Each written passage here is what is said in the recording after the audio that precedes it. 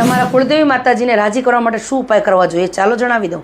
કુળદેવી માની કૃપા મેળવવા માટે અને એમને રાજી રાખવા માટે સૌથી મહત્વની વસ્તુ એ છે કે શ્રદ્ધા, સચ્ચાઈ અને સારા કર્મ લોકો પોતાની આસ્થા મુજબ કેટલાક સરળ ઉપાય કરે છે, જેમ કે દરરોજ સવારે અથવા સાંજે કુળદેવીનું નામ સ્મરણ કરવું, ઘરમાં શુદ્ધતા અને સકારાત્મકનું વાતાવરણ રાખવું, ઘીનો દીવો પ્રગટાવીને પ્રાર્થના કરવી, શક્ય હોય તો અઠવાડિયામાં એક દિવસ માતાજીનો પ્રસાદ ચડાવો, પરિવાર સાથે મળીને આરતી અથવા પાઠ કરવો, ગરીબ અને જરૂરિયાતમંદ લોકોને દાન અને મદદ કરવી, વડીલોનું સન્માન અને માતા પિતાની સેવા કરવી।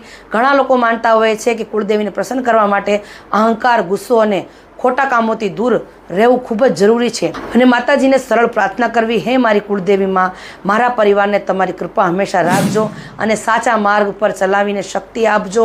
જો તમારી કુળદેવીનું મંદિર નજીક હોય તો સમય મળે ત્યારે દર્શન કરવું જોઈએ અને શાંતિથી પ્રાર્થના કરવી જોઈએ અને તમારા માતાજીને 10 મિનિટ બેસીને એમનું સ્મરણ કરવું જોઈએ। ખરેખર તમારા કુળદેવીમાં તમારાથી પ્રસન્ન થશે અને તમને ખાસ આશીર્વાદ આપશે। તો તમારા કુળદેવી કયા છે મને કમેન્ટમાં જરૂર જણાવી દેજો અને આ વિડીયોને શેર કરવાનું ભૂલતા નહીં। જય માતાજી।